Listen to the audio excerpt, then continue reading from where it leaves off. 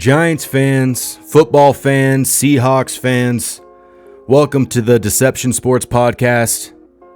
We're going to be talking about this upcoming matchup between my New York Football Giants and the Seattle Seahawks.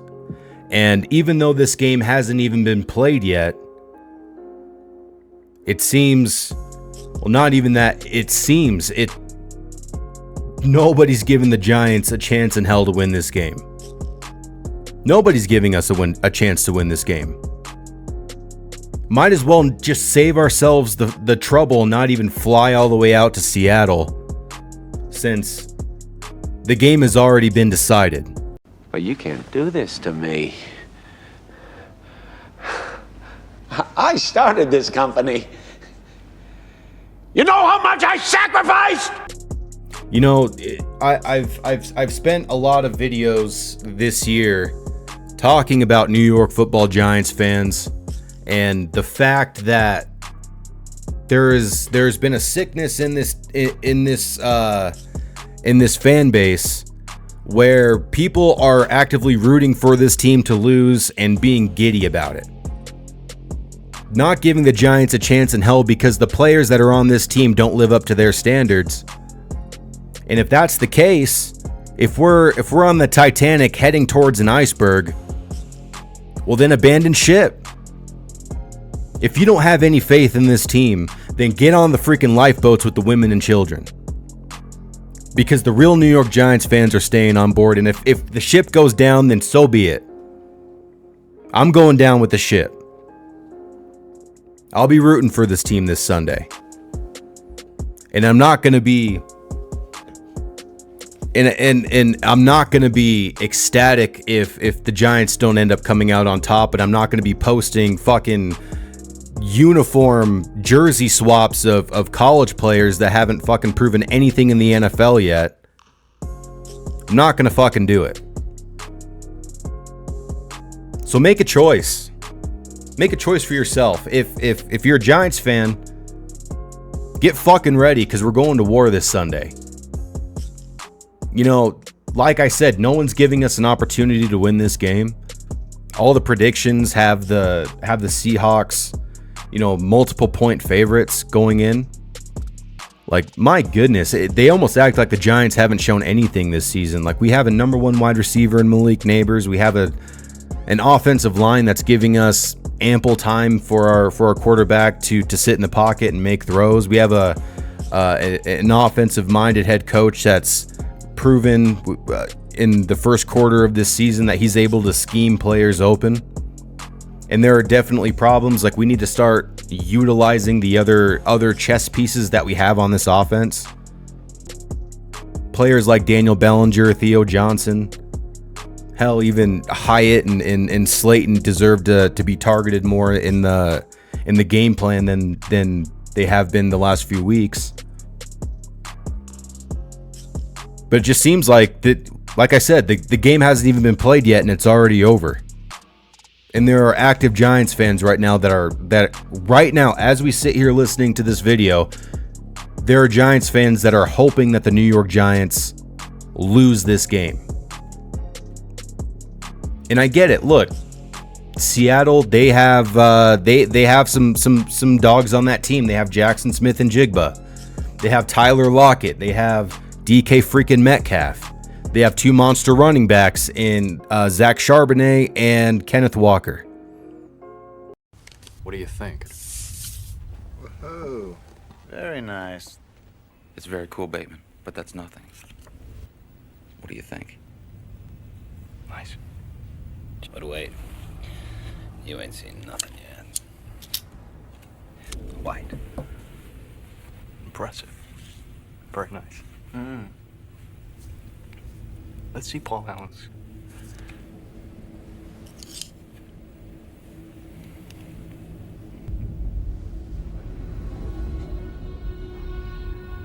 Oh my God. They do have some vulnerabilities that the New York Giants can take advantage of.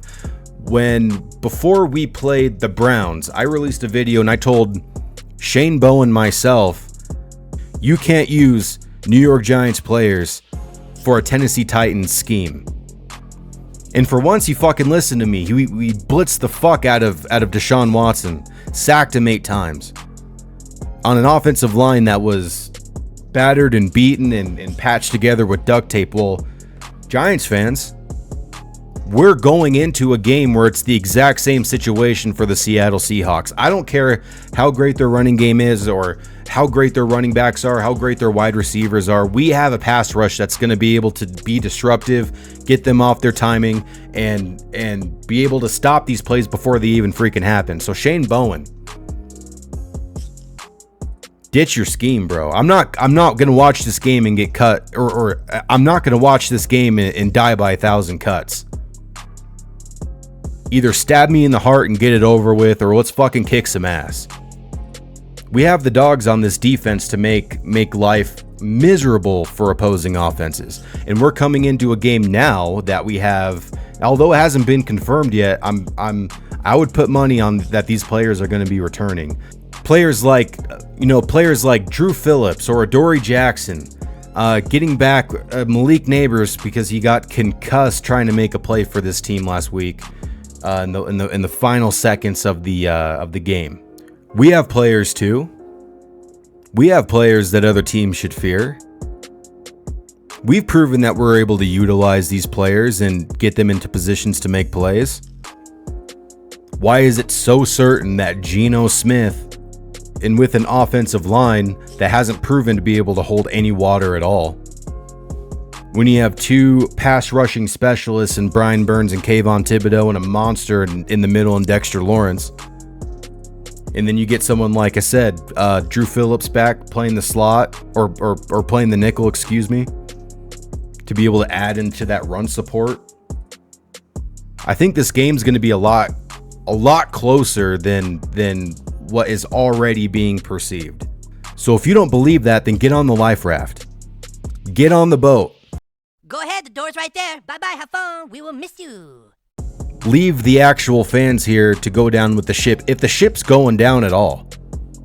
Why even play the rest of these games if it's so certain that the Giants are just going to lose them? Remember back in... do me a favor, Giants fans. Remember back in the offseason and the expectations that people had going into this year with this team. And a lot of people said, hey, if Daniel Jones puts it together, then we're probably going to win some games. We'll probably win about 9-10 games. Daniel Jones has played adequately enough this year for us to be able to win games. So it's unexcusable. Now, there's things that we can do to help him out. And if people that just don't like Daniel Jones, how many people thought Sam Darnold was anything before he went to the freaking Vikings? Situations matter in the NFL. And this is the best situation that Daniel Jones has been at his entire career. So let's give him some time to put it all together. He already has. Daniel Jones has looked better than most of the quarterbacks in the NFL this year. You might not like that I even say that, but if you guys are only watching Giants games, I implore you, go watch other NFL games. It's not just the Giants that are struggling offensively. It's not just the New York Giants quarterback that's struggling offensively. There's a lot of dropped passes. There's a lot of missed throws. There's a lot of interceptions. There's a lot of fumbles. It's not just us. It's not like we're at this lower tier looking up at greatness at the other 31 teams in the NFL, and the Giants are just, perpetually stuck in a abyss. No, there's light at the end of the tunnel. There's hope to be had. Now, if you're just going to quit on the season after 4 games, I really fucking hope that our players don't have your mindset. Because the Seattle Seahawks are a beatable team. It sucks that we have to literally fly one of the longest distances you would ever have to play an NFL game in a stadium that is known for how loud it is and how loyal and faithful the fan base is. I wish I could say the same about MetLife Stadium and the New York Giants, because having that 12th man on the field, huge advantage. We should be having that every home game. But just because things aren't the way that you want them to be right now, doesn't mean we shouldn't still support this team. And the Seattle Seahawks' fan base, they're going to be out there to support their team. They're going to make it difficult for us, but we have the people in place to make this absolute freaking hell for the Seattle Seahawks. We're going to be going out there with literally two of the best wide receivers statistically in the NFL right now, Malik Neighbors and Wan'Dale Robinson. Now, should it be that way? Probably not. Like I said, we need to get some other bodies involved. Our run game needs to be there because we can't have Daniel Jones dropping back 30, 40 times in a single game. Every quarterback needs a run game. If you don't have a run game, your offense is predictable and defenses can pick up on tendencies. So with this long break that the Giants have had after a very close game, Thursday night versus the Cowboys, a game that I was proud of the Giants for playing and being competitive throughout. That game literally came down to only the last 10 seconds of the game. Let's learn from what we did the last few weeks. And let's build on our strengths, and let's not be a predictable team that, they can't run the ball, so we're just going to predict that they're going to pass. And so we're not even going to worry about stacking the box. You know, the Dallas Cowboys had literally the worst run defense in the NFL before playing the New York Giants. And what happened?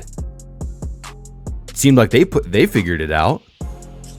The Giants can do the same thing. We have smart people in this building. Everyone that likes to try to blame ownership and say that, John Mara needs to sell the team. Well, guess what? If you sell the team, are you going to end up with who's the owner for the Panthers right now? That freaking clown. We have an owner that's been a part of a family, a legacy for this New York Giants team. Somebody that's grown up around what makes success in the NFL. The Giants have the pieces in place to be able to win this game, and they have the pieces in place to be competitive. And if the Seattle Seahawks fan base is going to be loud on the, if the Seattle Seahawks fan base is going to be loud this Sunday, then I expect the New York Giants fan base to be even louder. What have we been saying for the last, what has been the narrative the last 3-4 years or more than that? Honestly, ever since Daniel Jones has gotten here, what's been the narrative? Oh, we don't have a number one wide receiver. Well, guess what? Check. Oh, we don't have an offensive line. Guess what? Check. We don't have a pass rush, and the state of the New York Giants pass rush right now, I put more on the scheme than I do on the actual players. So again, Shane Bowen, you got to get more out of these guys. You can't trade a high second round pick and pay, a contract worth over $100 million to players and not have them be game wreckers every Sunday, down in and down out. You're smart. You could figure it out. But we're going to war this Sunday against the Seattle Seahawks. It's going to be a revenge game. We're going to be going up against players, familiar faces like Julian Love, like Leonard Williams. But this Seattle Seahawks team is not perfect. Their record is 3-1. I get it. They're able to be scrappy and win these games, but when a team has deficiencies on offense and defense, I want my team to be able to take advantage of that. Don't be stubborn. Brian Daboll's proven that he's been a very stubborn head coach ever since he's been here. And especially as a play caller, he's very stubborn. But you got to mix some things up. You got to use misdirection and motion behind the line of scrimmage. When in the run game, use duo, get two guys on one, put a hat on a hat. Make some running lanes for these running backs. It looks like Devin Singletary was listed on the injury report with a groin injury. So, hey, we might even have a full Tyrone Tracy Jr. game this Sunday. One of my favorite players to come out of this draft. We have dogs on this team, guys. Don't give up hope. Don't look at these record predictions and these analysts that are telling everybody that we're going to freaking lose. You know, don't go watch college football and thinking, "Oh man, I'm so excited that the Giants lose. We're going to get this person or this person or this person." Why don't we just win right now? That's the whole point of this game and this sport is anyway, right? Is to win games. We have the opportunity to win games. And I expect us to win this Sunday against the Seattle Seahawks. Because the talent gap between these two teams is negligible. I'll just say that. It's very small, if any at all. But where our team, like, what's the most important position on an offense? The offensive line. Theirs is wounded right now. Let's go take advantage of it. Because our cornerbacks, Deonte Banks is not going to be able to go man-on-man with DK Metcalf for, 40-something passing snaps. That's not going to happen, and that's going to put us in a deep grave real quick. So the only way that we're going to be able to win this game is if our pass rush gets there and gets there fast. Kayvon, you said that you wanted to break Michael Strahan's sack record, and you're running out of time, my guy. You are running out of time. This is a game where you should be able to take advantage of the opposing offensive tackles. Shouldn't be that hard, bro. Shouldn't be that difficult. Brian Burns, man, you're on your first actual contract after your rookie. And you said that, hey, I'm worth this much money. I'm worth this much money. And if you're not going to pay me, then trade me to someone who's going to pay me that much money. And guess what? That's what the New York Giants did. But right now, you're not worth your contract. You're not worth your contract. And people will say, hey, this is what he was in Carolina. This is what he's always been. He's been an 8-sack-a-year guy. Well, I'm not going to pay an 8-sack-a-year guy freaking over $100 million. Why the fuck would I do that? You're an individual with talent and abilities that other players don't possess. Take advantage of that. Make a name for yourself and this franchise. Because you have the tools and you have the God-given ability to do it. I want to get to Geno Smith no less than 6 times. No less than 6 times. If we don't sack Geno Smith at least 6 times, we're not winning this game. I'll tell you that right now. It would be a long shot if we don't get to the quarterback that we will ever have a chance to win this game. But the opportunity is there. The chessboard has been set. The pieces are in place. Let's come up with a scheme that, let's come up with a scheme that's actually going to utilize player strengths instead of just being stubborn and trying to shove square pegs into round holes. Anyway, that's all I got to say for this video. If you guys enjoy the content, go down below, hit the like button, hit the subscribe button. Leave me a comment below letting me know what you guys think of the New York Giants and going into this Seattle Seahawks game, having to fly all the way across the country, given on a longer week. Hopefully we get some of these guys back. There wasn't an official injury report by the time I made this video, but by the time that comes out, I'll be sure to let you guys know. I got the Giants winning this Sunday. I don't even care. I don't care. If I already thought the Seahawks were going to win, I wouldn't even watch the game. I think the Giants are going to win. Because fuck them, that's why. That's all I got to say about that. In the words of Forrest Gump. So, until next time, fellas, you guys take it easy. Peace.